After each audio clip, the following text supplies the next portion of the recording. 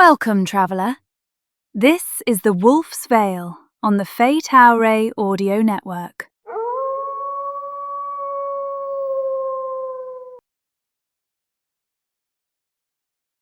The borderlands still hummed with the echoes of battle. Quinn O'Shea stood in the trampled grass, her chest heaving, the metallic tang of blood thick in the air.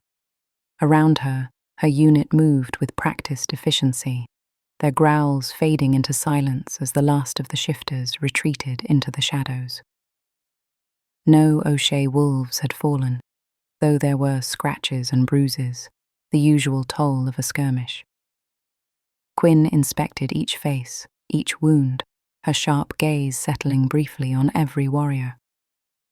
Discipline mattered as much as ferocity, and she demanded both. Her gaze slid past her warriors to the limp figure lying near the ridge. The woman. She was half-shifted still, torn between wolf and human, her body shuddering faintly with every breath. Dirt streaked her skin, blood marked her side, and yet she lived. Something about the sight caught at Quinn, though she pushed the thought aside with the same ruthless efficiency she gave everything else. Still, her wolf paced inside her, restless, though it gave her no words.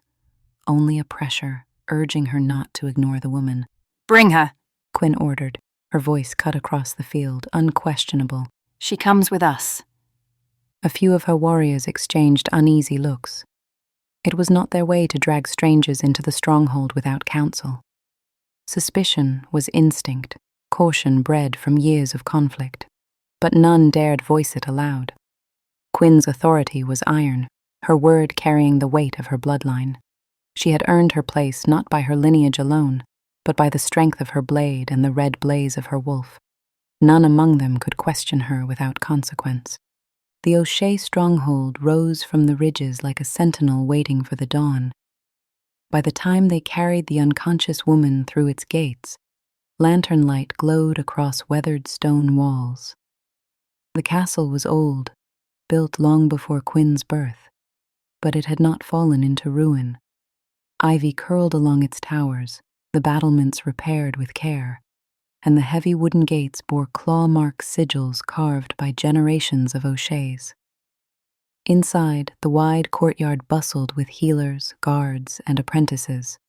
Wolves padded in and out in either form, and the air carried the scents of pine resin, smoke, and roasted meat.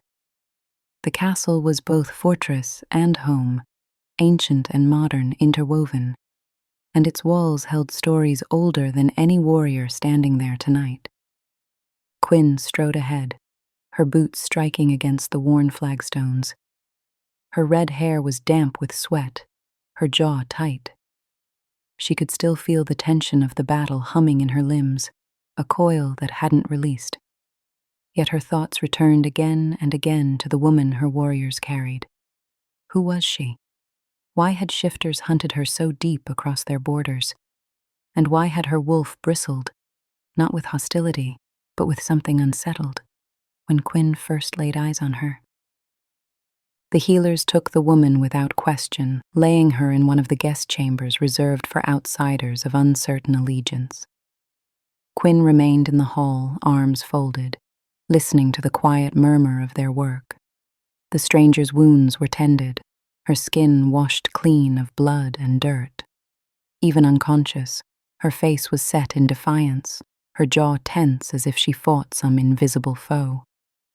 The healers whispered about her scars, tracing the evidence of long years of hardship. Quinn caught their curiosity, and she herself wanted to know what this woman had gone through. Quinn lingered longer than she meant to. As the healers slipped out into the hall, she caught one by the arm. How is she? Quinn asked, her tone clipped but steady. The nurse dipped her head quickly. She'll live, the woman replied softly.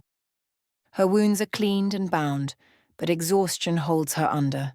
She may not wake until morning. Quinn released the woman and remained in the corridor a moment more.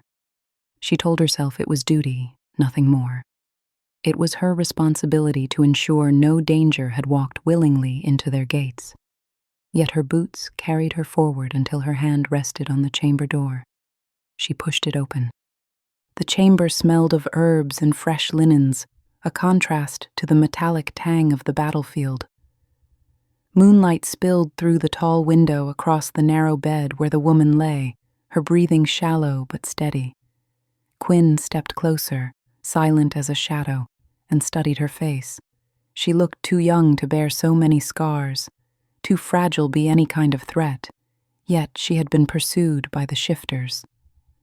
Quinn's wolf prowled again, unsettled, though it stayed maddeningly silent.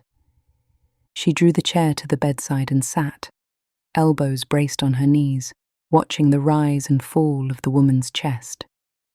For a long while, there was no sound but the crackle of the torch outside the door and the faint sigh of the woman's breathing. Quinn's eyes traced the braid. The faint line of a scar crossed her temple. She had questions, hundreds of them, but answers would not come tonight. She shifted once, leaning back, eyes narrowing, wondering what storm had carried this woman to their borders. Quinn remained there longer than she admitted to herself, caught in the pull of vigilance and an unease she could not name.